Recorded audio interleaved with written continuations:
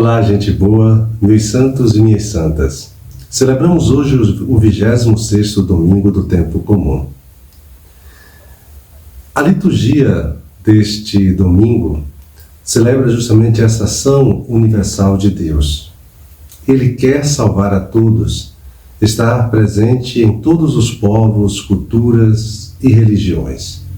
Deus age na igreja e além da igreja, e vai deixando os sinais de sua presença e as marcas da sua ação em todos os seres humanos, em todos os grupos humanos.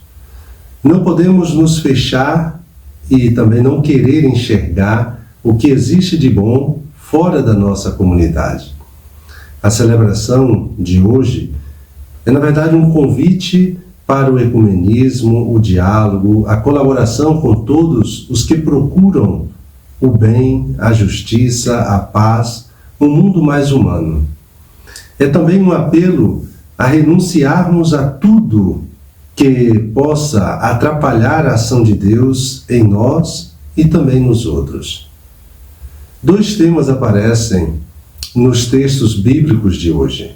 O primeiro é o tema da liberdade do Espírito de Deus. Ele se derramou sobre dois homens que não estavam no acampamento junto com Moisés. Assim como capacitou um homem que não era do grupo dos discípulos de Jesus a expulsar demônios. O segundo tema é a questão do escândalo. Se alguém escandalizar um destes pequeninos que creem, melhor seria que fosse jogado no mar com uma pedra de moinho amarrada ao pescoço.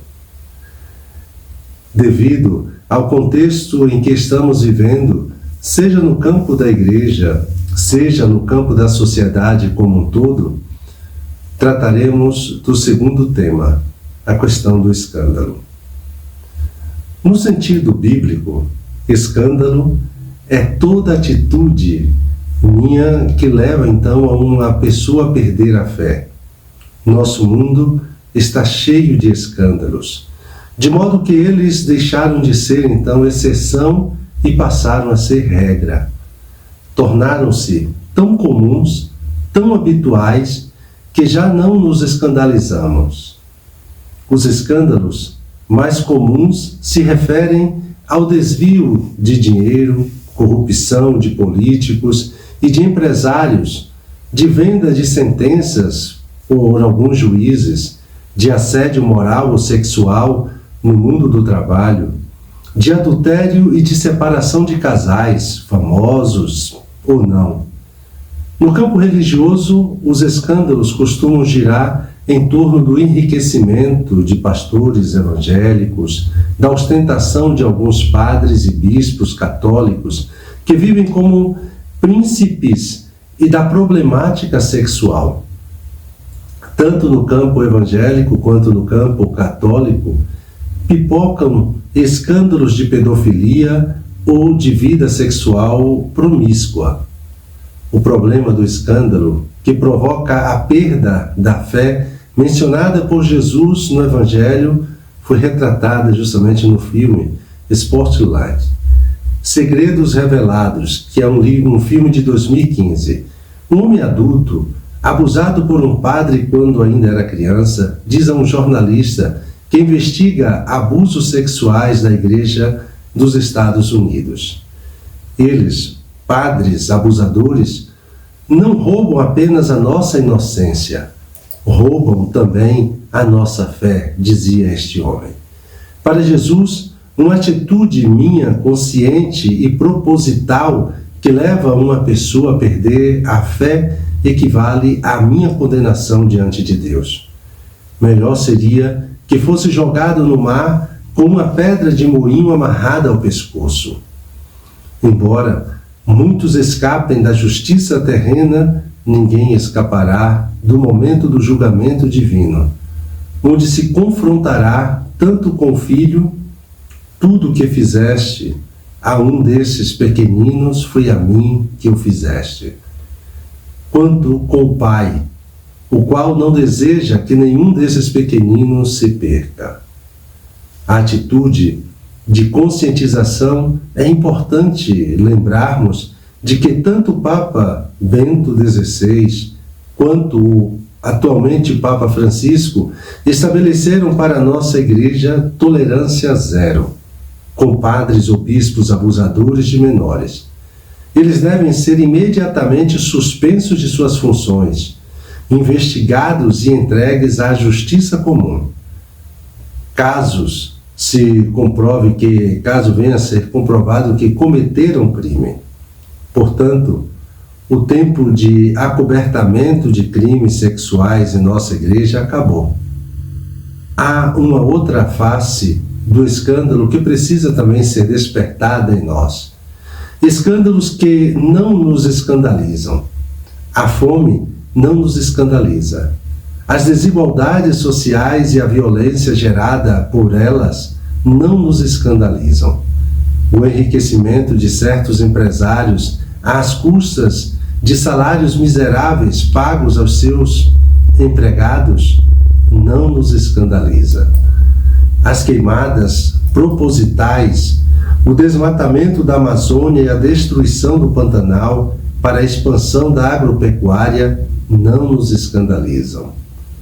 Políticos que afirmam ao mundo afirmam a todos que a serem homens que acreditam em Deus, mas promovem uma política que privilegia os ricos e mata os pobres, não nos escandaliza.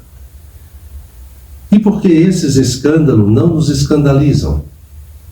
Porque cada um de nós está voltado para si mesmo, seja lutando por sua sobrevivência ou tentando administrar seus próprios escândalos. Seria muito fácil justificar os nossos escândalos pessoais colocando a culpa na sociedade em que vivemos. Mas Jesus nos chama à responsabilidade pessoal, a nos lembrar que nós não somos produto das circunstâncias, nós somos produto das nossas decisões. Se é verdade que nós somos afetados por estímulos externos, também é verdade que nós temos consciência e liberdade para escolher como responder ao que nos afeta. Responder e não simplesmente reagir. Eis porque Jesus nos aconselha: se tua mão te leva a pecar, corta-a. Se teu pé te leva a pecar, corta-o. Se o teu olho te leva a pecar, arranca-o. É melhor entrar no reino de Deus. Faltando um dos meus membros, do que todo o meu corpo ser jogado no inferno. O problema é que cortar a mão, o pé ou arrancar o olho significa dizer não a nós mesmos. Significa frustrar a nossa vontade de satisfazer o nosso desejo de prazer, ainda que tal prazer seja aparente, momentâneo e contrário aos valores que professamos, ao estado de vida que abraçamos e àqueles que nós mais amamos.